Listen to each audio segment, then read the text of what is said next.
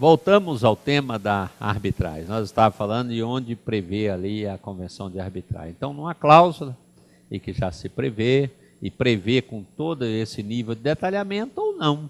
Se não se prevê com esse nível de detalhamento, fica para posteriori. E pode ser que o contrato não preveja nada. E pode ser até que o contrato preveja ou eleja foro estatal, da jurisdição estatal. E nada impede que se faça a posteriori uma convenção de arbitragem, a chamada cláusula compromissória ou arbitral, ou se faz então depois essa convenção. Quando o litígio surgir, e as pessoas civilizadas podem e devem agir assim, quando for possível, deixar o judiciário para a última rácio, a última trincheira. Fala, aqui não está previsto no contrato, até o contrário, nós estamos elegendo um foro estatal, mas vamos retirar isso do judiciário? O judiciário está abarrotado, o judiciário naturalmente é moroso, o judiciário da publicidade é uma questão que não nos interessa, não interessa à nossa empresa, isso vai fazer com que percamos mercado, percamos prestígio perante a opinião pública. Vamos nomear um árbitro, vamos nomear um tribunal de arbitragem, e assim pode ser feito. Mas qualquer questão que surja quanto a essa cláusula arbitral, quanto às regras, quanto ao momento da instauração, quanto à aceitação da instauração ou não, isso acaba indo para o judiciário. O judiciário é o grande cooperador, há uma cooperação jurisdicional com a arbitragem. A arbitragem é esse equivalente jurisdicional, na minha visão, e de muitos outros também. E foi criado, ou foi, digamos, dissecada essa arbitragem na Lei 9.307, porque chegou-se à conclusão de que o judiciário não vai conseguir resolver todas as demandas. Aliás, é uma tendência de buscar o privado para tentar uma solução pública. Assim ocorre nas parcerias público-privado.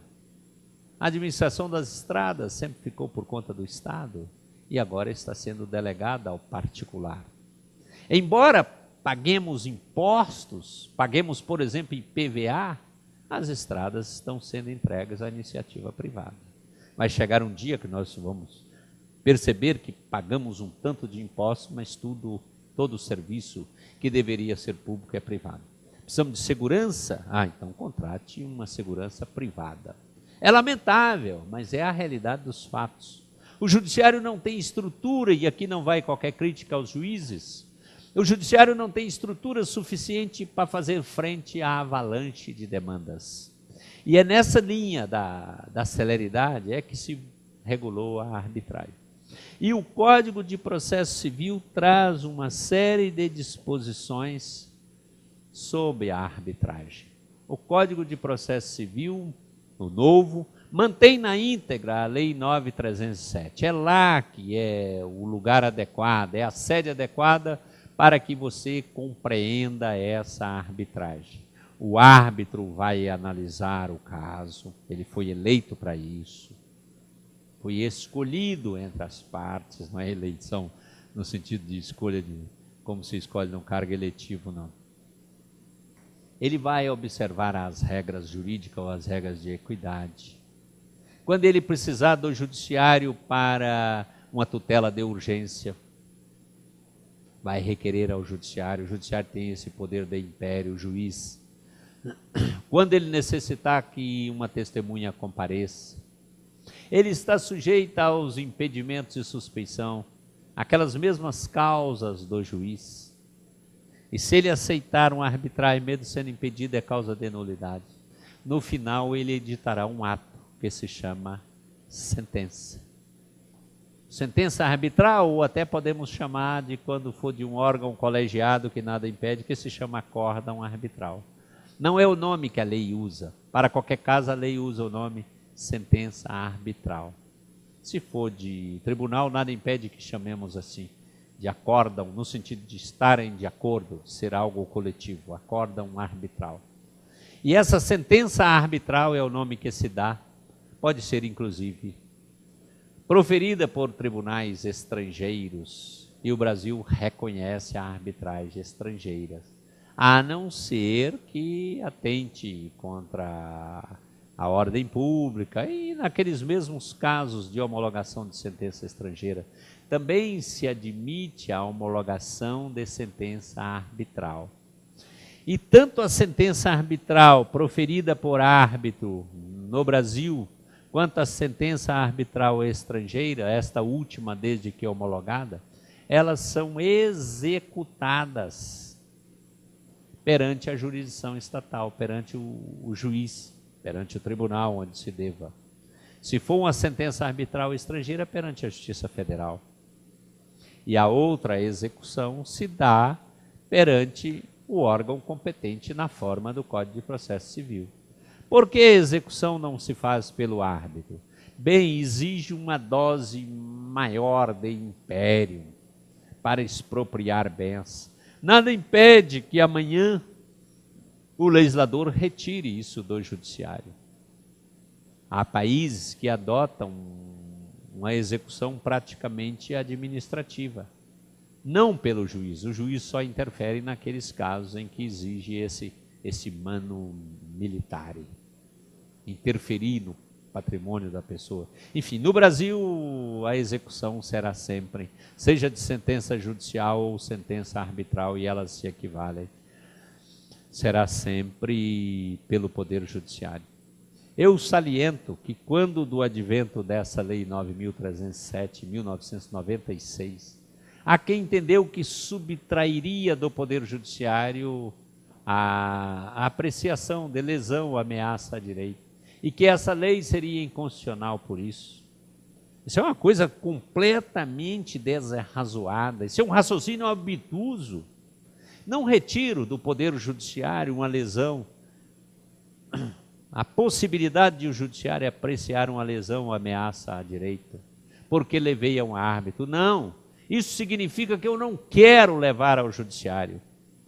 O que a Constituição não permite é que o legislador ordinário, por exemplo, diga: esta demanda não pode ser levada ao Judiciário. Mas isso não é o caso. Eu não levo o meu caso ao Judiciário porque eu não quero, eu quero levar à arbitragem. Mas nada impede que eu leve. É diferente. Dito isso, feitas essas considerações, vamos analisar, vamos fazer uma leitura dos dispositivos esparsos ao longo do Código de Processo Civil que está por vir, ao longo do NCPC, porque esse é o nosso objetivo. Eu tive que passar aqui pela Lei 9.307, porque esse tema está lá sediado. Muito bem, pessoal, aqui dispositivos, o que nós vamos ler agora, do novo CPC. A Lei 9.307 de 96 é a sede adequada, e todos os comentários que eu fiz até então referem-se a esta lei. Mas vamos ao código. Aqui repete um dispositivo constitucional, repete o que está na Constituição, que não se excluirá da apreciação jurisdicional ameaça ou lesão a direito. Não se pode excluir. É assim. É o chamado monopólio da jurisdição. Monopólio, mas depende do meu enfoque. Eu posso não querer ir lá. E se tratando de matéria privada, eu posso não ir. Tratado de uma separação contenciosa, não tem jeito. Eu tenho que ir. Eu posso não querer. Isso não me obriga. Isso é garantia, não é obrigação. Isso é uma limitação, um balizamento para o legislador. Não exclua nada, legislador. Mas aqui está escrito: é permitida a arbitragem na forma da lei. Isso é para dizer que nada há de inconstitucional na arbitragem. E o legislador tem valorizado esses meios, dando a devida importância ao processo jurisdicional, mas não o colocando como o meio exclusivo para a solução dos litígios. A lei está aqui, cabe à sociedade acompanhar o que dispõe a lei. Passando para frente, artigo 42 do NCPC, vamos analisar os dispositivos esparsos que tratam destes assuntos. As causas cíveis serão processadas e decididas pelos órgãos jurisdicionais nos limites de sua competência. Bem, eu quero levar a minha demanda à apreciação do Poder Judiciário. Eu optei por um processo jurisdicional. Os órgãos jurisdicionais decidirão. A jurisdição é exercida pelos juízes no território brasileiro, nos limites da competência de cada um, se é causa trabalhista na Justiça do Trabalho, se é causa criminal na Justiça Criminal, assim por diante. Ressalvado às partes o direito de instituir juízo arbitral na forma da lei. A lei é 9.307. Está sempre ressalvando isso, o novo CPC, mostrando, se você quiser este caminho aqui do juízo estatal, pode demorar, custa isso, aquilo outro, tem publicidade, mas tem esse outro caminho. Sempre indicando o outro caminho. 189 do CPC, do NCPC. Os atos processuais são públicos. A regra é ser público, a exceção é o segredo de justiça. Aquelas causas lá, envolvendo a intimidade das pessoas, uma série de aspectos que devam ser resguardados. Tramitam, todavia, em segredo de justiça os processos. Eu estou pegando somente a parte que interessa à arbitragem. Bem, que versem sobre a arbitragem, inclusive sobre o cumprimento de carta arbitral, desde que a confidencialidade estipulada na arbitragem seja comprovada perante o juiz. Para que isso, pessoal? Para quê? Bem, a arbitragem é própria dela a confidencialidade. As pessoas levaram ao árbitro, entre outras razões, para que não se dê publicidade. E na própria convenção de arbitragem pode ter essa cláusula. Se as partes não querem, então escreva. Não que lá na arbitragem seja público, não. Mas o fato é que o árbitro ou tribunal arbitral deve atuar em conjunto com a jurisdição estatal, porque ele precisa da jurisdição estatal, nem que seja para executar a carta do juiz estatal, seja para cumprir uma tutela de urgência, seja na própria execução.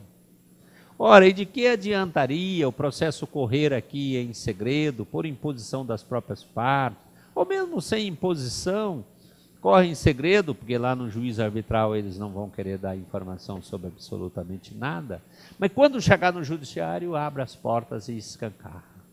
Bem, aqui prevê que os atos são públicos, tramitam em segredo de justiça uma série de atos. E prevê aqui que quando verse sobre a arbitragem, e por uma razão ou outra, um ato envolvendo a arbitragem vai para o judiciário, também lá corre em segredo de justiça, se houver essa previsão na convenção de arbitragem, é o que está escrito aqui, corre em segredo de justiça as causas que versem sobre a arbitragem, inclusive sobre o cumprimento de carta arbitral, cumprimento de alguma carta, por exemplo, para tutela antecipatória, desde que a confidencialidade estipulada da arbitragem seja comprovada. Então eu levo uma carta para ser cumprida em juízo, uma carta arbitral, e levo, por exemplo, a convenção de arbitragem ou um ato posterior em que as partes estipulam a confidencialidade. A partir disso, não terá publicidade. Deixa eu apanhar a água aqui. Compreendida essa questão na arbitragem do segredo de justiça. Muito bem, vamos para frente. 237. Será expedida carta. Bem, nós sabemos que no processo jurisdicional se expede carta para cumprimento de certos atos, utilizando aí dos institutos da cooperação nacional, da cooperação internacional. Então, eu peço carta precatória, solicitando, pedindo a cooperação de um juízo de outra comarca. Determino que se expeça a carta rogatória, que será cumprida em conformidade com tratados internacionais. ou nos termos do princípio da reciprocidade, nós já falamos sobre isso aqui. Também, e aqui é o que interessa, pode expedir carta arbitral. Será expedida carta arbitral para que o órgão do Poder Judiciário pratique ou determine o cumprimento, na área da sua competência territorial, de ato objeto de pedido de cooperação judiciária formulado por juiz arbitral, inclusive que importa em efetivação de tutela antecipada. Não há como, seria totalmente inefetivo, inócua a atividade arbitral se não houvesse essa cooperação do órgão jurisdicional, porque determinados atos que importem restrição a direitos, qualquer que seja ele, que importe restrição a direito de propriedade, que importe apropriação de patrimônio, só pode ser cumprida pelo Poder Judiciário. Então se prevê essa carta, e o cumprimento da carta, do pedido, da solicitação, porque não pode falar em ordem, dada por um árbitro ao juiz, diferentemente ocorre no judiciário, quando eu solicito, é uma mera solicitação também na carta precatória, mas nós temos as chamadas cartas de ordem, que aí dá ordem mesmo. O Supremo Tribunal Federal expede uma carta de ordem para que o juiz de primeiro grau, juiz de direito ou juiz federal, cumpra determinada diligência. Aqui não, aqui é uma solicitação, mas já prevê na lei para que não surja dúvida por parte do juiz estatal. Artigo 260, parágrafo 3º. Estamos selecionando dispositivos que dizem respeito à arbitragem. 260, parágrafo 3º. A carta arbitral atenderá no que couber aos requisitos a que se refere o caput, e será instruída com a convenção de arbitragem, com as provas da nomeação do árbitro e da sua aceitação da função. As cartas, pessoal, têm uma série de requisitos, qualquer que sejam elas, que tem aqui para frente, depois nós voltamos. São requisitos das cartas. Carta precatória, carta rogatória ainda tem uma série de exigências. Tem que ser traduzida para a língua do país que vai cumprir. Mas as cartas, de um modo geral, têm a indicação dos juízes de origem de cumprimento do ato, quem pede e a quem está pedindo. Uma carta precatória, ao deprecante, quem está pedindo, e ao deprecado que vai cumprir, tem que indicar esse juiz, o inteiro teor da petição, do despacho judicial, do instrumento do mandato conferido ao advogado, a menção do ato processual que ele constitui o objeto, o encerramento com a assinatura do juiz. Qualquer carta, isso é o núcleo, né? Tem esses requisitos. Os atos processuais, é um ato processual, não tem forma, mas tem requisitos. E volto à carta arbitral. Para que você decore isso? Não, mas para que tenha essa compreensão. Então, ele deve indicar aqueles requisitos. A carta atenderá no que couber os requisitos. Qual é o árbitro que está pedindo? A qual juiz ele está solicitando? É o juiz competente. Ele vai atender aos requisitos a que se refere o caput desse artigo que nós acabamos de ler. E além daqueles requisitos, no que couber aplicam-se, deve ser instruída com a convenção de arbitragem, para saber esse realmente é árbitro. Senão o juiz não saberá, se não tiver a convenção de arbitragem. Ele tem competência para isso? Assim, essa competência ou essa atribuição foi-lhe conferida por um ato negocial das partes. Então, junto à convenção de arbitragem, com as provas da nomeação do árbitro, ele foi nomeado, ele foi investido, e da sua aceitação da função. Para que o juiz saiba, é ele mesmo. Então, quando está aqui, indicação do juiz de origem de cumprimento do ato, eu vou indicar quem é o árbitro e provar que é ele, que tem a convenção de arbitragem, tem a nomeação, tem a aceitação. o inteiro teor da petição, do despacho, aqui do pedido dele, do árbitro. A menção ato processual que ele constituir objeto, o que quer que se pratique, uma tutela antecipada, o encerramento com a assinatura do árbitro.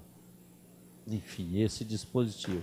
345 do NCPC. A alegação de existência de convenção de arbitragem deverá ser formulada em petição autônoma na audiência de conciliação ou de mediação. Pessoal, esse dispositivo se refere, ele está inserido naquela audiência de conciliação lá do procedimento comum do NCPC. É a hipótese de ter ajuizado uma ação, uma ação judicial, há uma redundância aí, né? Mas há uma convenção de arbitragem prévia e cabe ao réu alegar isso. E aqui o código vai dividir o NCPC em duas possibilidades. E as possibilidades são as seguintes: a audiência de conciliação. Então, quando, onde, como se alegar a existência dessa convenção de arbitragem? Porque existindo a convenção de arbitragem, o processo jurisdicional não vai prosseguir. Ele será extinto sem julgamento do mérito. Então, a alegação da existência de convenção de arbitragem deverá ser formulada em petição autônoma, na audiência de conciliação ou de mediação. Se houver, obviamente, que pode ser que não haja, não é o caso. O direito não admite, ou as partes já disseram que não quer, ninguém quer, enfim. Mas se houver, ele alega lá por petição autônoma. É para dizer que não será na contestação. E aqui não será na contestação, porque contestação ainda não há. Primeiro tem que haver a audiência, depois haver a contestação. Então já se alega isso. Porque se o juiz reconhecer a real existência dessa convenção de arbitragem, vai extinguir o processo, sem julgamento do mérito. Hoje, no CPC de 73, essa alegação se faz, mas se faz no bojo da própria contestação. Mas no NCPC, porque prevê uma fase anterior, prevê a fase da conciliação ou da mediação, então se alega antes, numa petição autônoma anterior à contestação, que contestação pode não haver. Entendido? A alegação deve estar acompanhada do instrumento da convenção de arbitragem, sob pena de rejeição liminar. O juiz vai receber essa alegação. E dependendo do desfecho, vai extinguir o processo e o réu sequer terá que apresentar contestação. O réu apresenta essa alegação. O juiz, ele está ajuizando essa ação contra mim, mas olha aqui a convenção de arbitragem. Então, que se vá lá para o árbitro, mas o processo judicial fica extinto. O autor será intimado para manifestar-se imediatamente sobre a alegação. Sim, é uma matéria, é um pressuposto, ou um dado, uma circunstância que não pode estar presente. Tem que ouvir o autor. Se houver necessidade, a requerimento do autor, o juiz poderá conceder prazo de até 15 dias para a manifestação. O réu, na audiência de conciliação, portanto, antes da contestação, faz essa alegação. O juiz vai ouvir o autor, dando prazo a ele até de 15 dias. A alegação de incompetência do juízo, se houver, deverá ser formulada na mesma petição a que se refere o caput desse artigo, que poderá ser apresentada no juízo de domicílio do réu, observado o disposto no artigo 341. Pessoal, o caput fala: a alegação de existência de convenção deverá ser formulada em petição autônoma, na audiência de conciliação de mediação. E na audiência de conciliação e mediação, é o que está falando aqui, também se alega a incompetência do juízo na própria audiência, porque aí já remete para o juízo competente, é lá que será feita a conciliação.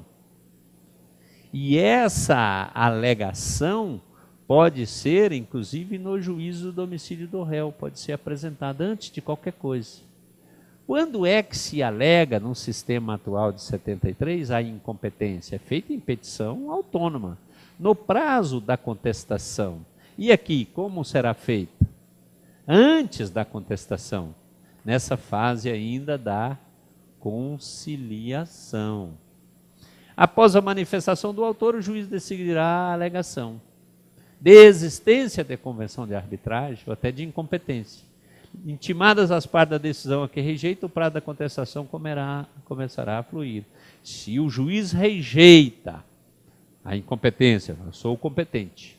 Se rejeita que há alegação válida de arbitragem, então começa a correr o prazo. Se antes da audiência de conciliação ou de mediação o réu manifestar desinteresse na composição consensual, terá de, na mesma oportunidade, formular a alegação de convenção de arbitragem no termo desse artigo. Antes da audiência, ele já diz que não quer. Então, ele já vai apresentar essa alegação. Aqui no 346 é a hipótese de não ter sido designada audiência de conciliação ou de mediação. Não foi designada ainda, ou nem será, porque as partes não querem, aí, não tendo sido designada a audiência de conciliação ou de mediação, a alegação da exigência de convenção de arbitragem deverá ser formulada em petição autônoma no prazo da contestação. Porque aí já abre o prazo para a contestação, mas não se formula na contestação, formula-se antes dela. Não é como preliminar da contestação como hoje. É para evitar que a parte tenha que contestar, tenha esse trabalho, instaura-se um litígio, ou amplia ou potencializa esse litígio desnecessariamente. A alegação deve estar acompanhada do instrumento, enfim, nessa parte repete. Incompetência do juízo, se houver, nesse caso de não haver audiência de conciliação ou mediação, mas há uma alegação de incompetência, quer suscitar a incompetência do juízo, deverá ser apresentada na mesma petição a que refere o caput desse artigo. É uma petição autônoma. Primeiro aprecia a incompetência antes da contestação, remete ao juízo competente antes da contestação. Após a manifestação do autor, o juiz decidirá a alegação. Intimadas as partes da decisão a que rejeita, o prazo da contestação começará por inteiro. 3, 4, 7. Se o procedimento arbitral já houver sido instaurado antes da propositura da ação, então aqui é a hipótese, instaurou um procedimento arbitral e depois dele é que se instaura um processo jurisdicional. O juiz, ao receber a alegação de convenção de arbitragem, suspenderá o processo à espera da decisão do juiz arbitral sobre a sua competência. Além da convenção de arbitragem, as partes procuraram, ou uma parte procurou o juízo estatal. A outra parte, o réu, alega. O juiz suspende e aguarda o árbitro, para o árbitro dizer se realmente ele é o competente ou não, já que instaurou o processo arbitral e instaurou o processo jurisdicional. Não havendo sido instaurado o juiz arbitral, é o juiz quem decide a questão. Então, duas hipóteses. Não instaurou ainda o processo arbitral e alega a convenção de arbitragem. O juiz decide. Será aqui perante o juízo ou será perante a convenção de arbitragem? Se a convenção perante o árbitro. Se a convenção for válida, será perante o árbitro. Não é válida, não há arbitragem de coisa alguma, o senhor não está falando a verdade, será aqui perante o juiz estatal. Não, já instaurou o juiz arbitral. Então, vamos aguardar o árbitro. A primazia é sempre do árbitro, é sempre do processo arbitral, é sempre de prevalecer a autonomia da vontade das partes. 348 do NCPC, acolhida a alegação de convenção de arbitragem ou reconhecida pelo juiz arbitral a sua própria competência, o processo será extinto.